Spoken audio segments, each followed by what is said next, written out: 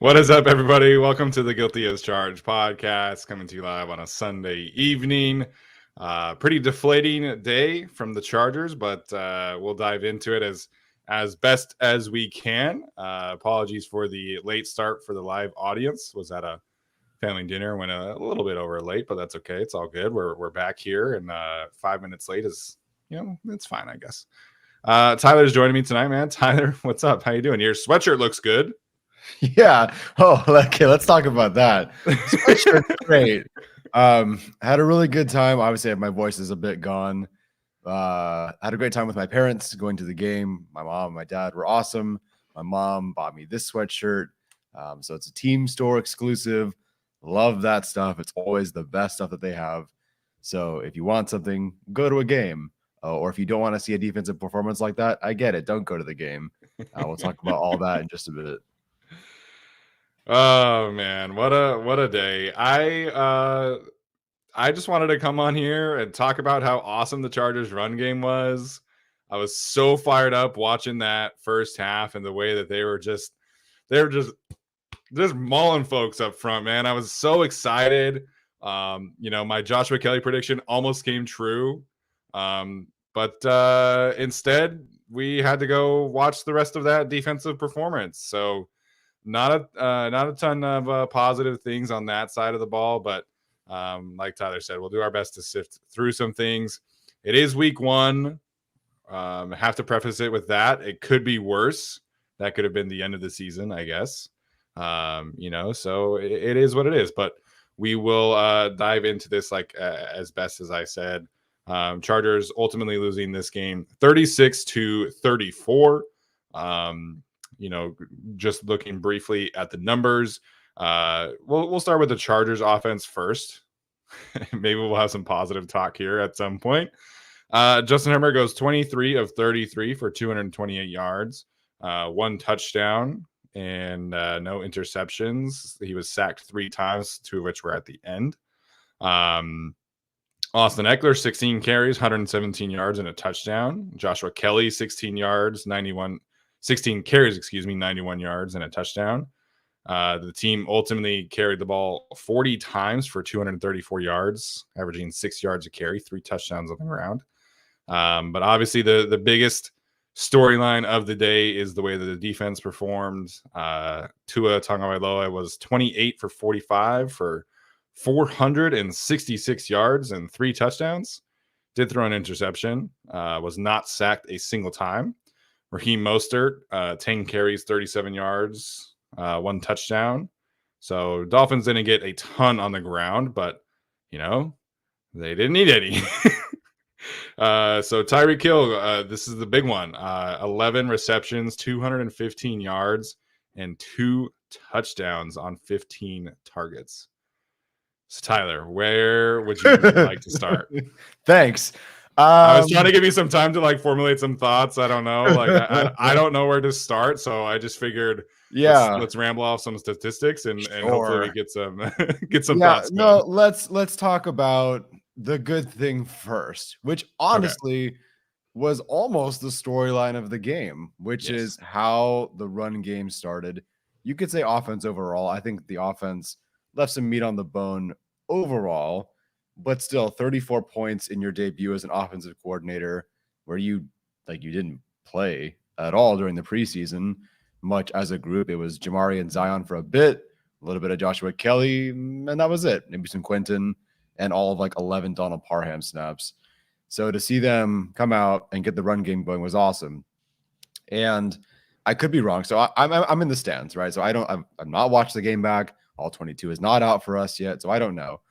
But it felt like instead of just leaning on one tight end, at the edge of the line next to the tackle and just hoping McKitty or whoever could block, they got a lot of these tight ends moving. And I thought that was really, really good and a benefit to the rushing attack. Gerald Everett, Stone Smart, Trey McKitty. We saw Hulk package. There's a series of things that they did to make this run game work. But in particular, looks like the run game was great overall. But in particular, Joshua Kelly has turned into an absolutely sensational runner of the football. I don't think we saw him catch a pass today. Maybe he did. But as a runner, what he was doing and what we were watching him do on the field, I don't recall him, being able to bounce it outside like he has and then get more yards. And the way he was working through contact between the tackles, you name it. We've seen that from Austin Eckler, of course. We kind of come to expect that from him. But Joshua Kelly, I have not seen that version of him, I don't think, ever. We've seen good, in spurts, right, against maybe like the Browns last year. But I don't recall seeing him be this good. And if that's what he can be from the jump and what he can be for the rest of the season, and that's the way the line's going to block and the tight ends smartly utilized can block, the floor for this team is awesome. I mean, Herbert didn't do a whole lot today in terms of, yards or touchdowns or whatever. And they scored 34 points. They were so good rushing the football that some of the Chargers fans around me were upset they weren't seeing deep passes. Like they were so efficient that they just kept running the football. And some fans next to me and behind me were getting frustrated. They're like, where's the deep passes? And I'm like, they scored 34 points, guys. I don't care if Trey McKitty takes 87 handoffs. If they score 34 points, it's 34 points. So scheme, players, of course, the line being healthy, the rushing attack, awesome. Yeah. Fantastic start.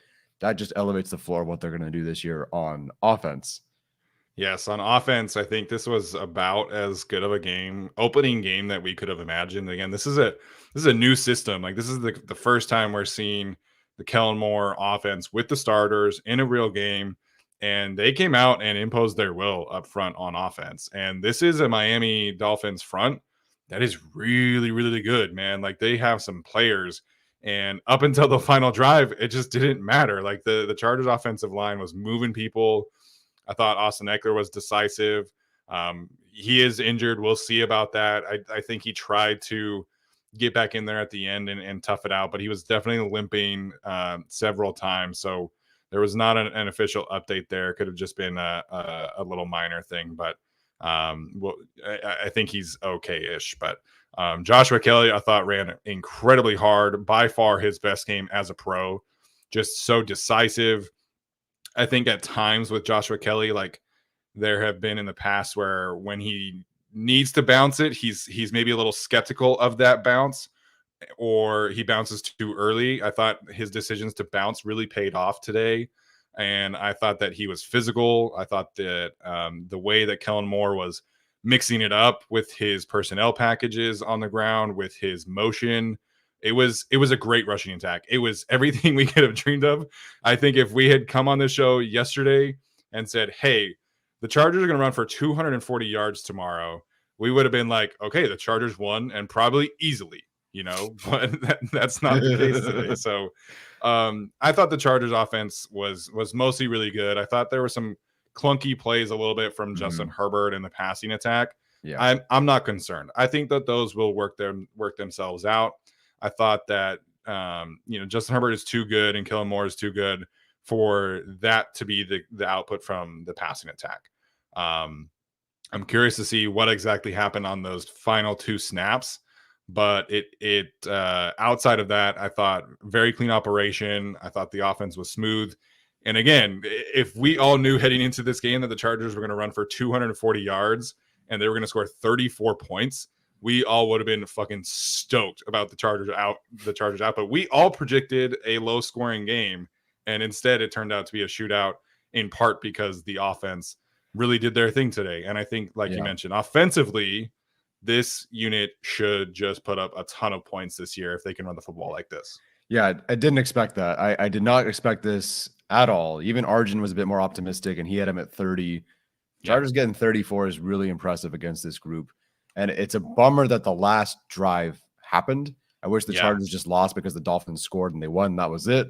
Because they were nearly, in terms of execution, flawless for most of the game, especially on the ground. So that was really good.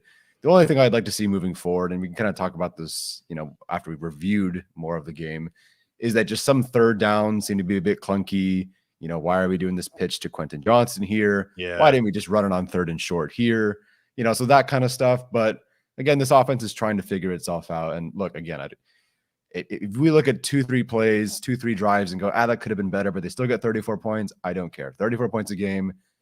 If you average that for the rest of the year, that's one of the best offenses ever, right? 34 points a game, almost 5 touchdowns a game is fantastic. So again, great offense. Let me find Arjun's tweet. So the rushing success rate for the Chargers in this game was 67%, which is a 100th percentile performance from the unit. So that means basically when they started charting this, it's the best offensive performance in terms of success rate since 2006. And they literally just played their first game together. Yeah. Do I expect that every week? No. But then at the same time, this group rushed for 601 in the preseason. Granted, preseason. But, 200, what was that? What is it? 234 yards. 200 of them by the running backs, of course. Everett getting a carry, Keenan getting a carry. That doesn't help your average a ton. But, Eckler, 7.3 yards per carry. Kelly, 5.7 yards per carry.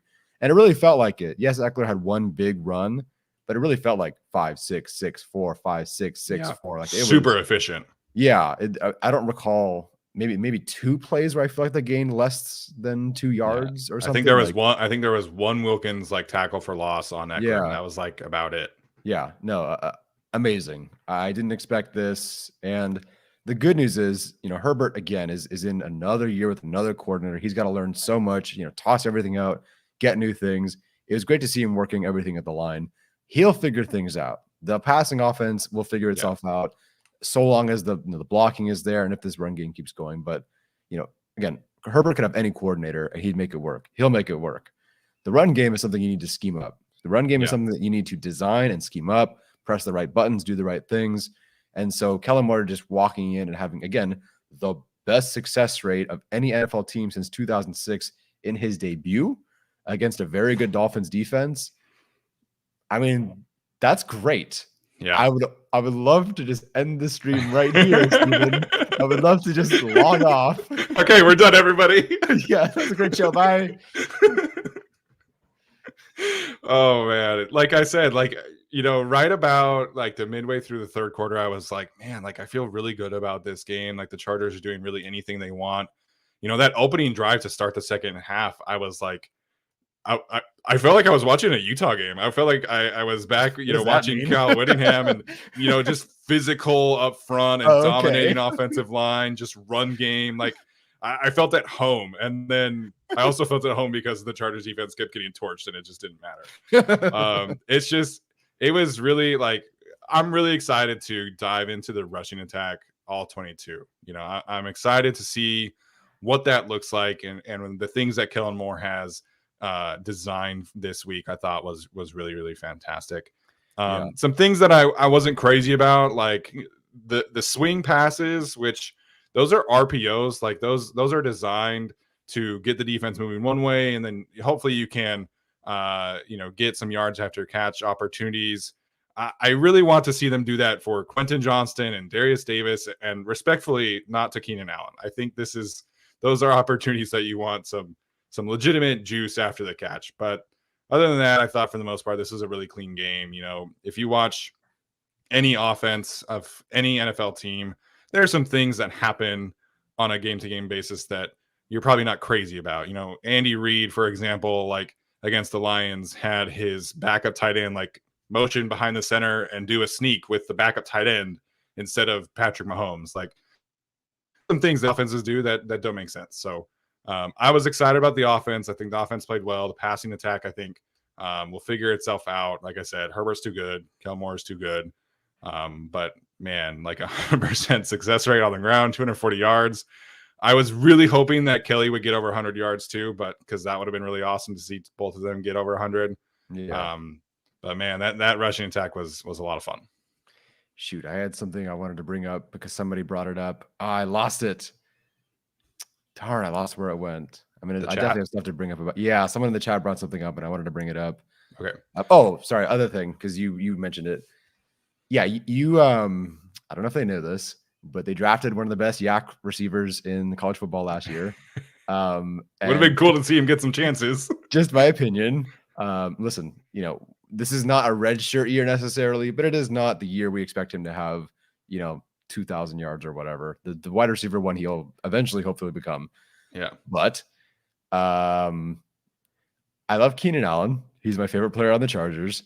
I just think if you draft Quentin Johnston to do some of these yak things, Brett Coleman says, Quentin Johnston's got 1,000 ways to win.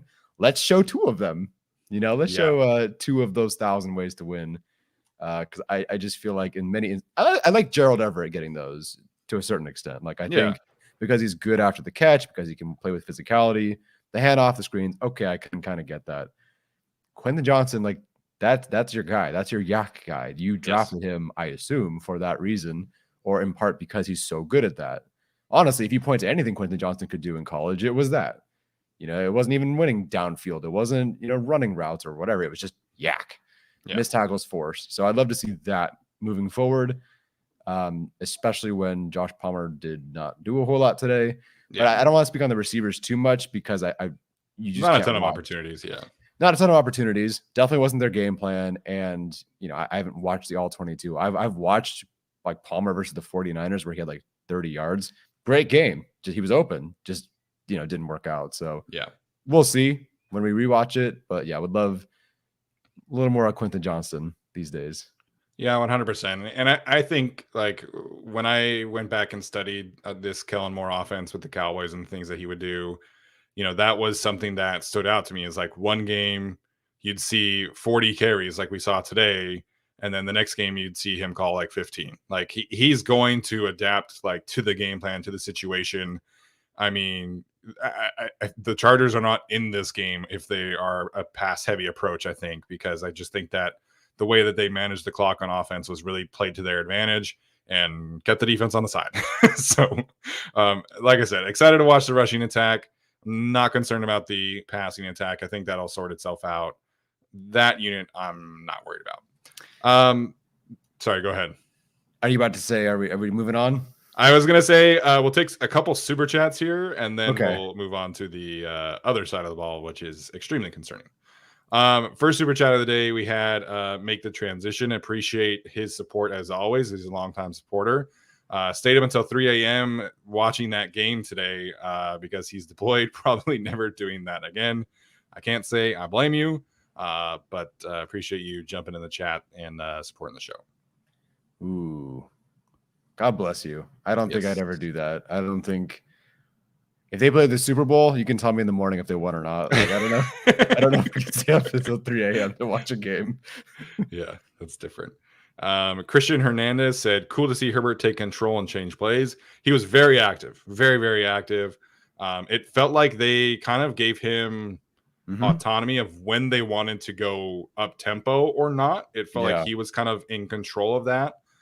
Made a ton of checks for sure.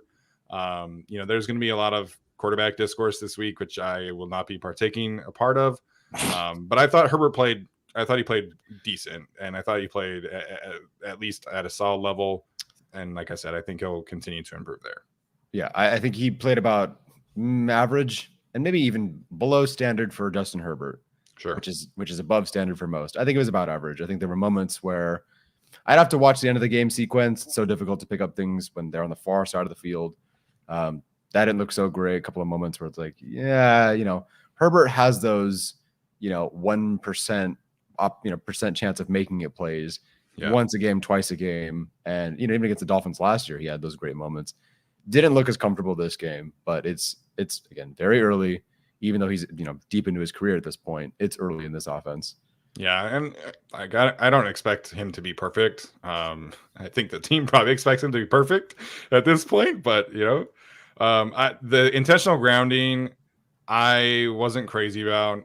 He was trying to point out that Joshua Kelly was in the area, but he threw it like 10 yards over Joshua Kelly's head. Like if you're gonna try and make that argument, you got to throw it at Kelly's feet.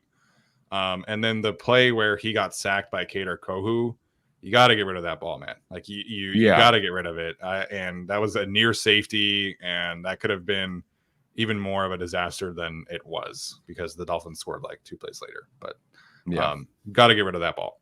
So just some little things here, but I thought her overall was fine. Yeah. All right. Defense. Yeah. Sorry. One other one I wanted to touch on here. Oh yeah. Sorry. Right. Yeah. Leading into it. We'll get to some of these other ones too. Teresa Kompapa's 200 plus rushing, 30 first downs, 32 minutes with the ball, 2-0 in the turnover department. You're supposed to win, but give up 500 yards and 36 points. Expect to lose. K9 and JC sucks. So that's kind of appreciate Teresa. He's been a member for a really long time, and we appreciate his support. Lives here in the Central Valley with me as well. So wanted to touch on that one, have kind of that be the transition to the defense. There's a lot of JC Jackson discourse going online right now, and I understand it was an up and down performance, but we have to remember the context of what was his situation today and leading in today. This was the first game for him coming off of a catastrophic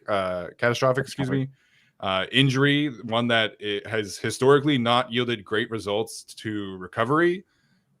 And what the response was from Brandon Staley for him was to leave him on an island all day long against the fastest receiver in the NFL that can go nuclear at any point against the best cornerbacks in the NFL. Maybe JC Jackson gets back to that point.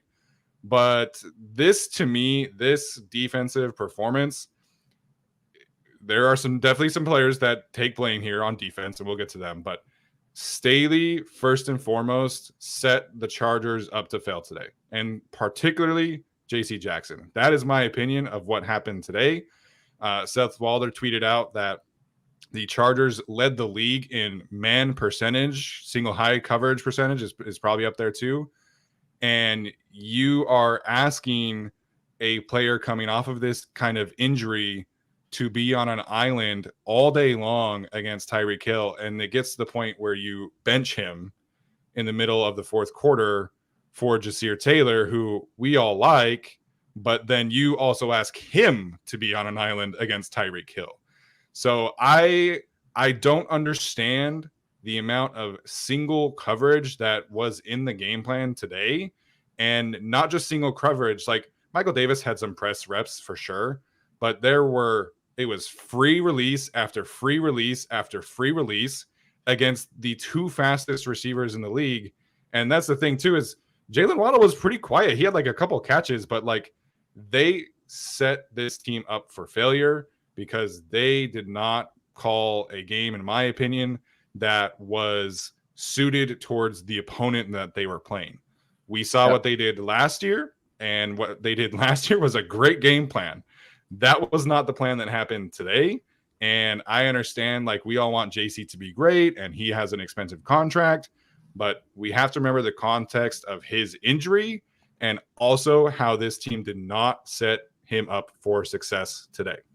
Yeah, that was a great mini rant there from Steven, who does not rant as much. I don't know if it was a rant, but well spoken there. Thank you. Yeah, so that is a great way to put it. And, someone asked, okay, can we talk about, everyone wants to talk about JC, right? Or can we talk about Derwin or Davis or Zont or Jaw? And at some point, you realize everybody's failing. Like, who on defense played well today? Right, exactly. And we're just talking about the secondary right now, but we could talk about the whole defense. And I think in some respects, like maybe D-line is a bit more individual matchup based, but still, you look at all these players who are great players or have been great players or were drafted very high or paid a lot of money, and they all struggled. Maybe it was one play, maybe it was 3 plays, maybe it was the whole game, whatever, but they all struggled. And at that point, yes, they all struggled. And of course they could play better. Everyone can play better.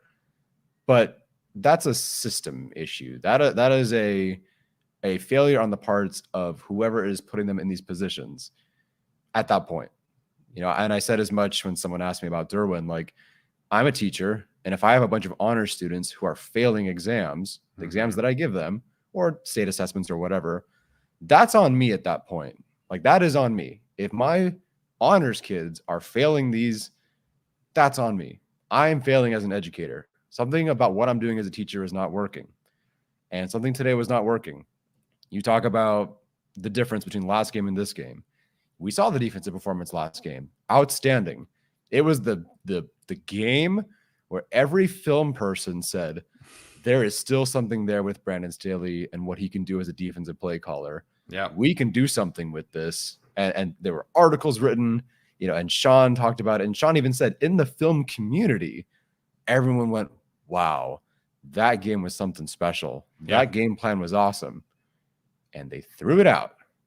Now, I get that there's different players, right? So I feel like if you say that we can play more man because we have Derwin back and in theory a healthy JC, but that's still such a big asterisk. Yeah.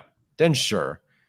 But they went from 4 snaps playing man last year in a defensive dominant performance, 4 man snaps last year to 52 today.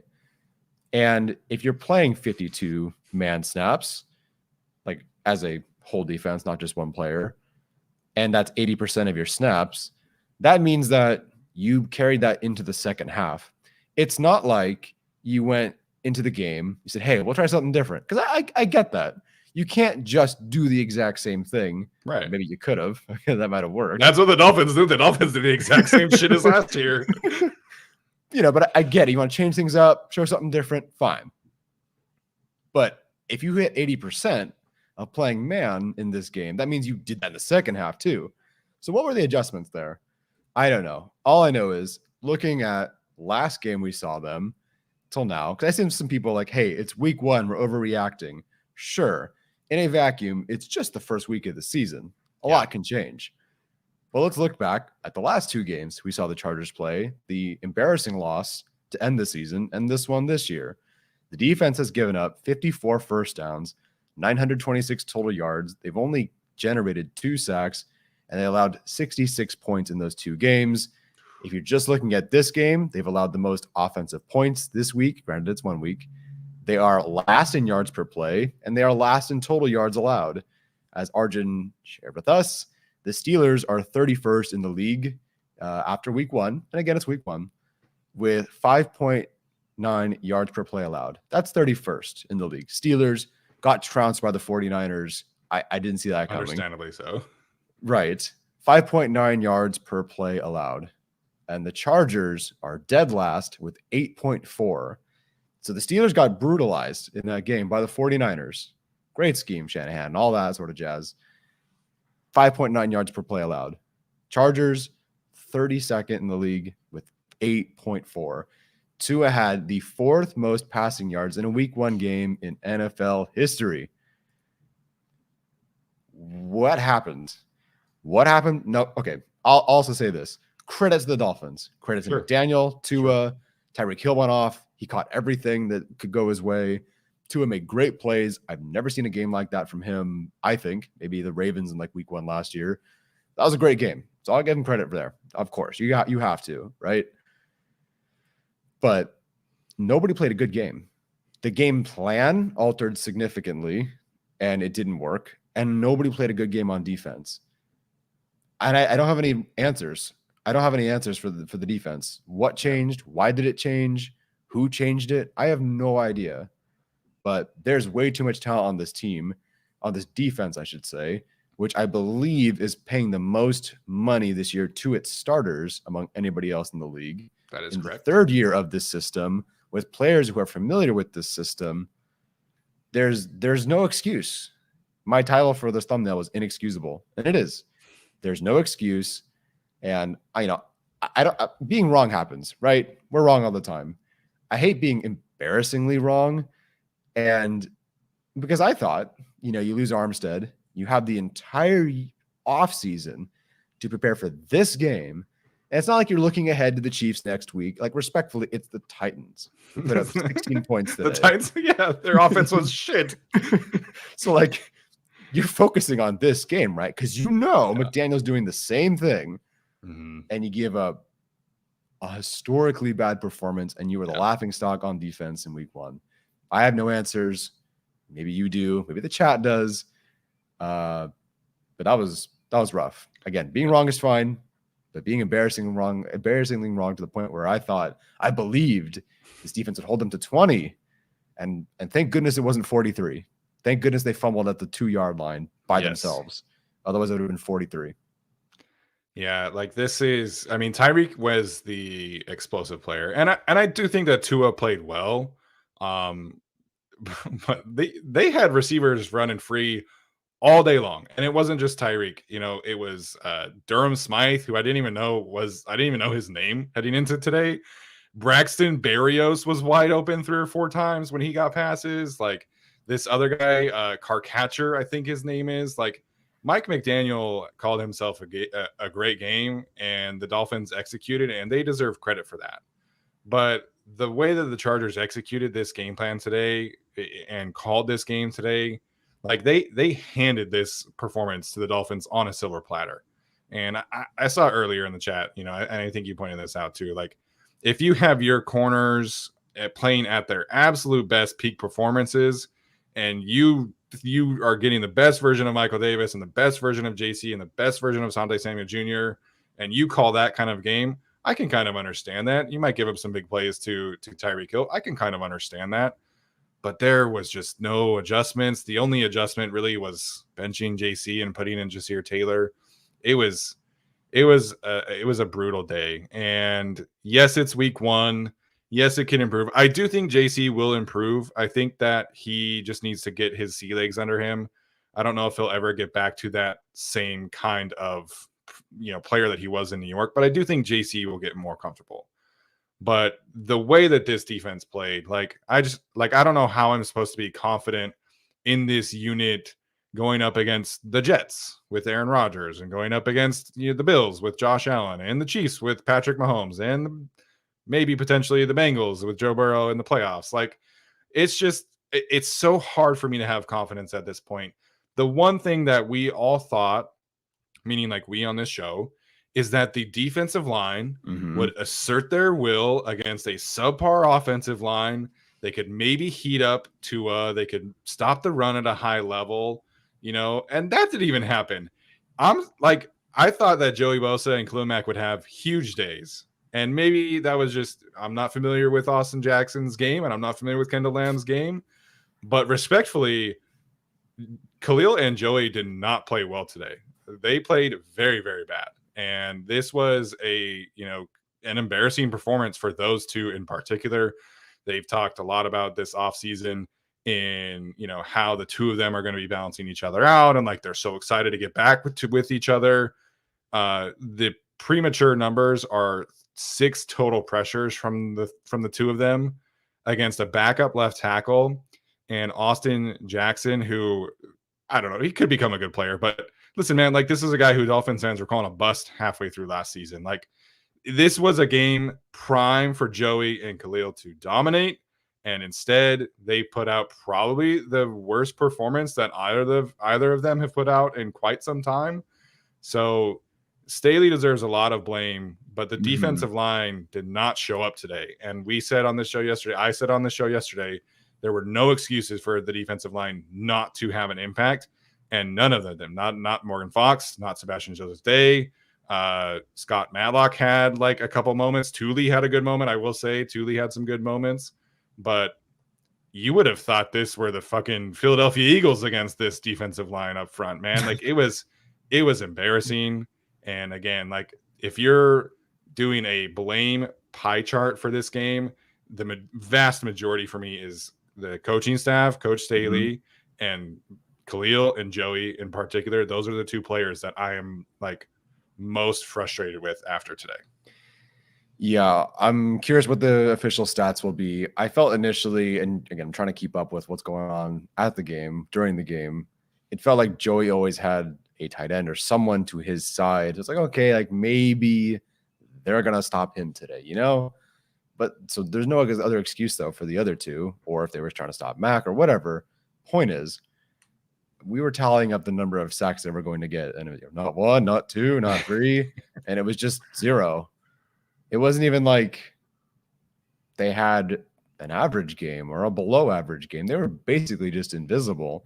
Yeah. And, you know, it wasn't very complimentary, right? Like the Dolphins would find ways to throw it faster. Sure.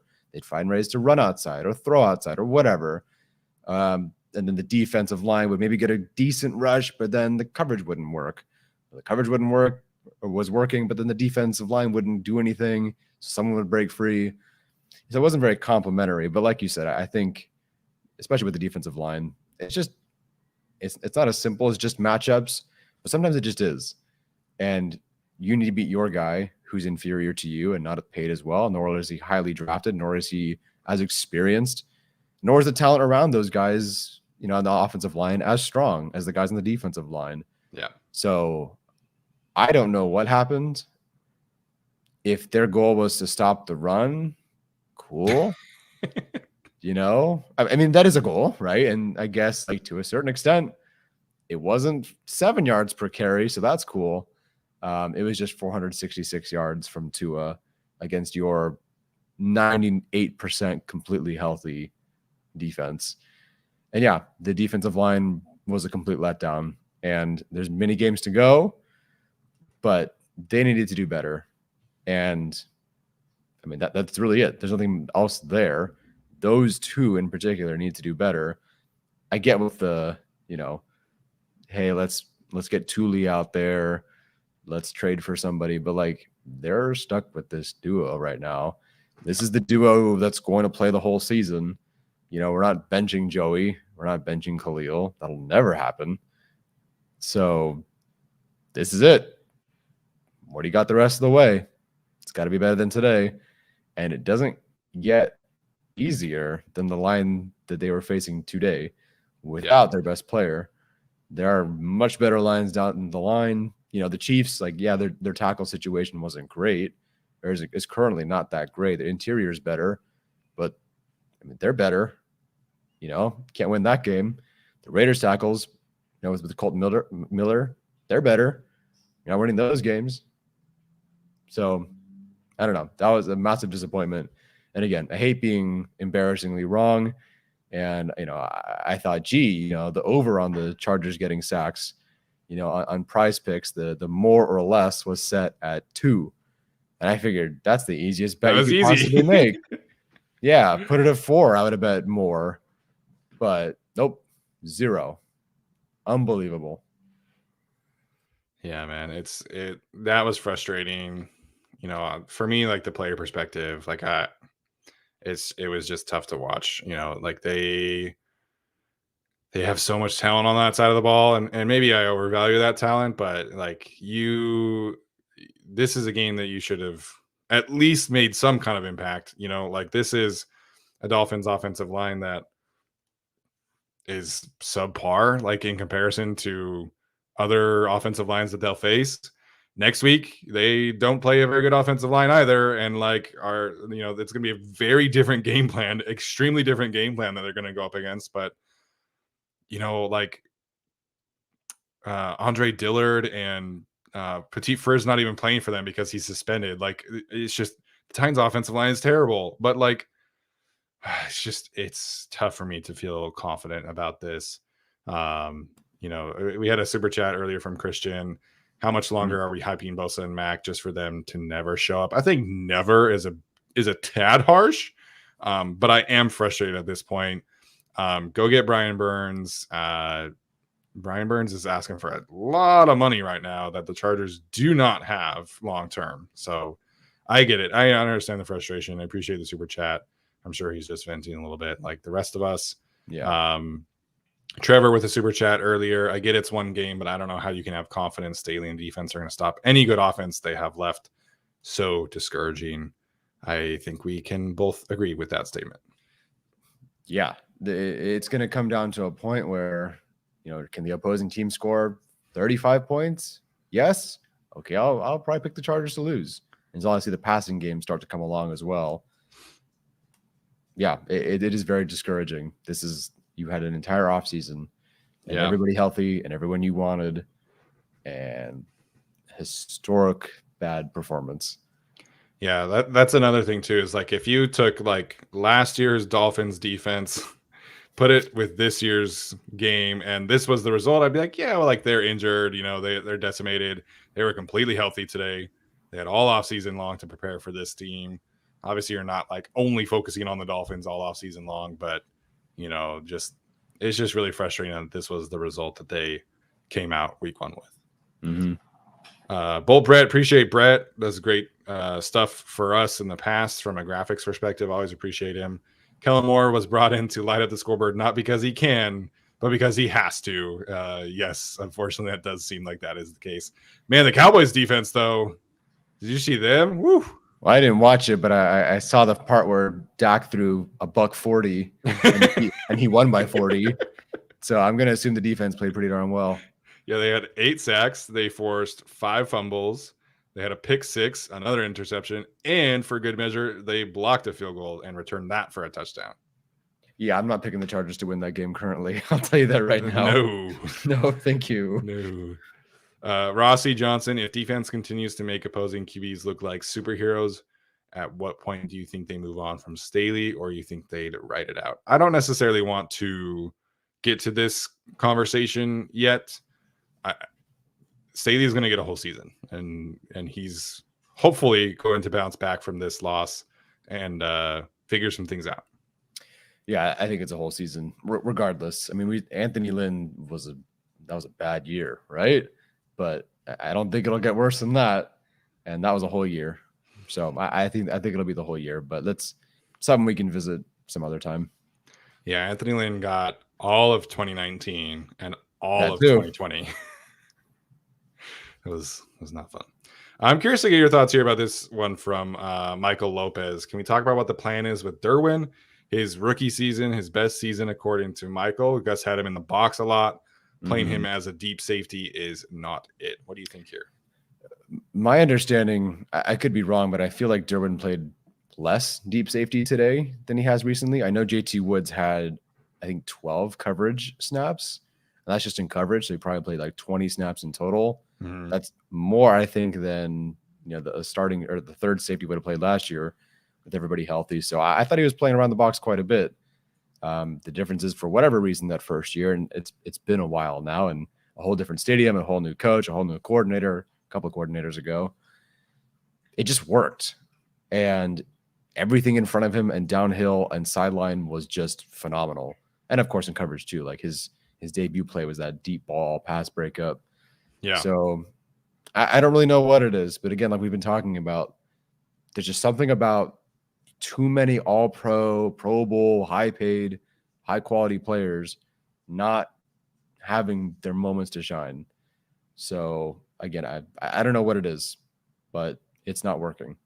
I do think with Derwin, I like the way that Staley uses him as a pass rusher more often than Gus did, because Gus never blitzed ever in his life, except for when he was with the Raiders for whatever reason. And I like the way that he allows Derwin to like man cover players more often. Staley gives him more opportunities to make impact plays as a pass rusher and as a coverage defender. I don't know how many deep safety reps he's playing. I don't think he played a ton of deep safety last year. I do think that the way you move around Derwin puts a lot of stress on other people, particularly the other safeties. But I don't really have an issue with the way that Brandon Staley uses Derwin. I think that's one of the best things about Brandon Staley's defense at this point. Sure. That's just my opinion. Like I don't think we ever really saw Gus Bradley isolate Derwin James like one-on-one, or like allow him to, match up with slot receivers, or allow him to rush the passer all that often. So I think you could do some trimming with Derwin, but like I prefer watching Derwin in this defense than I did with the Gus Bradley defense. I agree. I still don't think he's done anything as strong as his rookie season, but I think it's fair. Not many safeties have either. That's very true. It's a very rare season. Some guy, appreciate it, some guy. Lots of premium players on D, but rarely a premium performance. Inconsistent play going back to last year. Another hot and cold year will equal new head coach. Yeah, it was tough because, again, like last year, there was the one, this game last year was the performance, and sort of the 49ers game.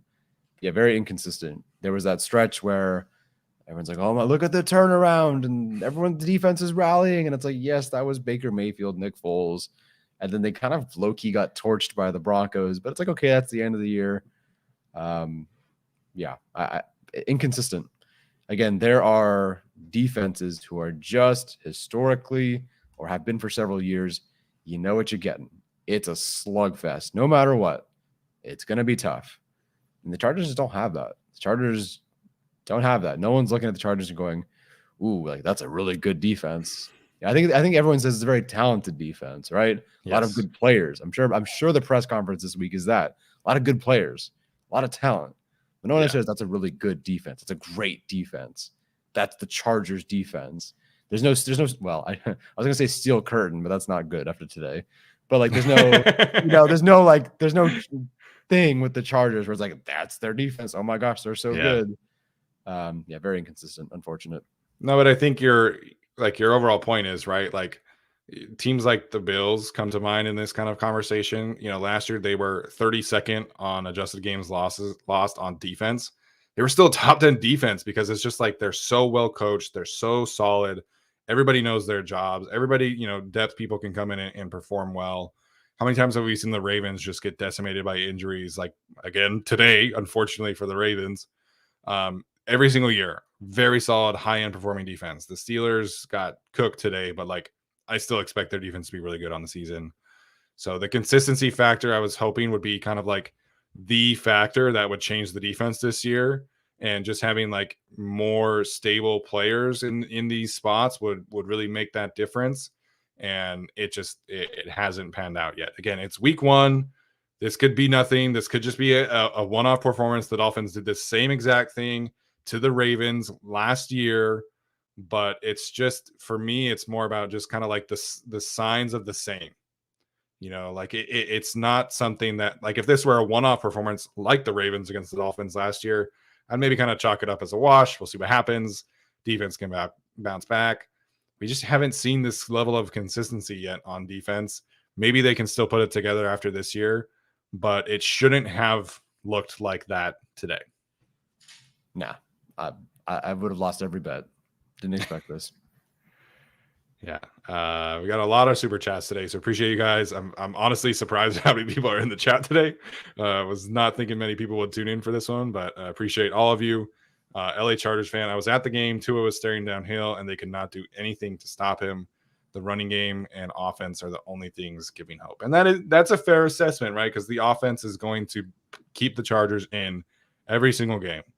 Whether or not they can make enough plays on defense is a different conversation. But I also do agree that this was Tua staring down Tyreek like every chance he got, because why wouldn't you when your receiver is doing those kind of things? So I don't know if you agree with that being at the game, but it certainly felt like that watching that. It was like, okay, he's throwing it. Okay, it's Tyreek. Okay, big play. Yeah.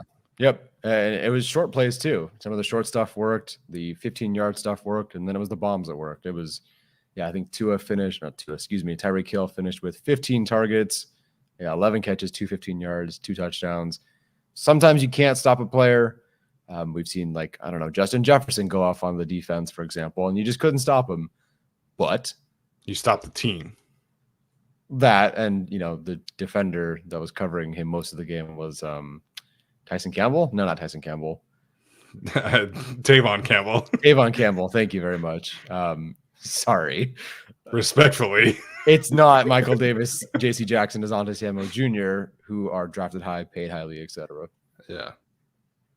For sure. Joseph Levine, a lot went bad, obviously, but what upsets me most are the constant 3rd and 4th and long conversions. 3 years of this nonsense is unacceptable. There was a lot of times where I was like, okay, they got them in 3rd and long. They can heat him up, like get after him. And there was Tua's best play of the day was that I think the rare time where Joey and Khalil both got pressure and Tua rolled out and he bulleted that pass to Braxton Berrios on the sideline. But that was kind of the story of the day. Like he's saying, anytime that the Chargers did have some situations that were more advantageous, the Dolphins still would take advantage of them. Yep. Yeah, a great rollout. I think it was 3rd and 15, which last time they played him would have been a death sentence for the offense. Tua escapes, rolls left, hits a player for 15 yards on 3rd and 15. And again, credit to the Miami, credit to Tua for making those plays, but just could not get off the field. And it's unfortunate in those moments, like that's your bread and butter. If nothing else, 3rd and 15 should be the moments where your defensive line shines. And instead, maybe someone pressured him to get him out of the pocket, but picked it up. And it's the same song and dance. Yeah. All right. I don't think there's any other super chats that we need to discuss, but it was a tough one, man. It was not how I wanted to start the season. I'm a big believer in like the whole 24-hour thing. My brain has been conditioned from that, from playing sports my whole life. We'll record for the team later this week. I'm curious to see how that one goes, but watch the film of at least the offense. I'm not sure if I'll watch the defense, but I'm going to watch the offense for sure. I guess that's fair. JLG pointed out Cameron Dicker hit from 50 today. J.K. Scott had a couple good punts. So special teams was, for the most part, pretty good. J.K. got kind of hosed on having to kick from the half-inch line, but yeah, special teams was pretty good today. Yeah, I feel bad with that one. Of course, you want a better punt, but it was like, okay, here's the least amount of room possible we could give you to kick. So I get it, but then punting to the 35 isn't great, but it's better than I could have done. But otherwise, really solid game. Really, really good punt that was almost down at the one-ish or whatever. I think Jaw tried to get there, tried to throw it back over his head, but it was a really good punt. Like there was so much time for them to get there. I'm actually surprised they didn't get it. Yep. So shout out to JLG for pointing out the special teams. I do think that you have to talk about that. Chorizo back with a super chat. At least we didn't look like the Bengals. Very, very true. Very true. That was bad. Yeah, amazing. Everyone that got paid this offseason to play quarterback in the 2020 class did not play as well as the Jordan Love and Tua Tagovailoa. Yep. Jordan Love looked good today, from what I heard. Jacob respects CFL legend Tavon Campbell. Nice. Yeah. One quick thing, because I forgot to mention this. The thing about J.C. Jackson, him coming back, I will give, honestly, watching the game, there were some good pass breakups. There were some bad plays.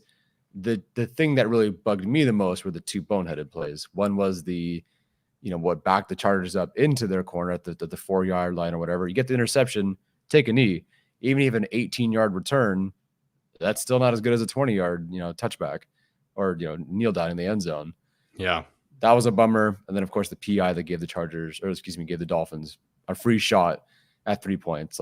Even if you're not physically there and there's still some recovery to go, don't make the mental mistakes. You've been out there for too many years. You played too much football to take the ball to the 4-yard line where there was clearly nowhere to go, and then commit defensive pass interference on a Hail Mary. Yeah. Yeah. I mean, luckily the Chargers came out in the second half and took some of the momentum back. But the way that first half went down was really unfortunate because he wasn't even making a play on the ball. It was a blatant defensive pass interference. So I'm going to give JC some grace overall because, like I mentioned, the context of the situation matters. But those two plays, definitely inexcusable. I do agree with that. I think that's a fair assessment of what happened today. Yeah. All right. Tyler, any other thoughts, man? I'm going to go to sleep. Yeah. Yeah, go to work tomorrow. Yeah. A little less enthused for the week when the Chargers lose, but I'll make it work. Yeah, we'll figure it out. And the good thing for both of us is that we probably are not going to like have to like dwell on this for too long, because our jobs keep us on our toes. Working in education, you don't really get the chance to dwell on things. So we'll see how that one goes. I'm gonna dwell on this one. It's gonna dwell. Well, Yeah. fair. The whole week. Your kids watch the show, so they're gonna ask you about it. Oh, I'm sure they're gonna let me hear it. One of them's a Rams fan too. They're gonna let me hear it about the Rams beating the Seahawks. Anyway, no other drop a like before the season that stream ends. Yes, yeah, we appreciate that from the. I find it almost like when the Chargers lose, we get more viewers. 100%. I don't know why, because we're not like particularly ranty or pessimistic. I don't know if it's just because we bring up some stats sometimes to tell you just how bad it was. But hey, I'm gonna be nice to my students this week, Alan. I'll be nice to them, but they do have a quiz tomorrow, so we'll see. I won't even grade. I'll just stamp. I'm not gonna grade it. Everyone gets an A. Just if you're watching it, if you're watching this, go study. Yeah, go study. Go study. But yes, seriously, appreciate all of you guys. This has been a great turnout tonight. Hopefully next week we can come here after a win and have a much more positive conversation. So we will be recording for the team tomorrow. That episode will be up on Wednesday. We published like 9 videos this week. So the turnout was fantastic. I appreciate Jameson, Alex, and Arjun for cranking out those videos. We'll do it again this week. So make sure you stay tuned for all of those shows. We'll keep you guys posted on the rest of our live shows this week. Sincerely appreciate all of you guys. And that's going to do it for us. We'll talk to you later. Bolt up, I guess, at this point. Have fun dwelling.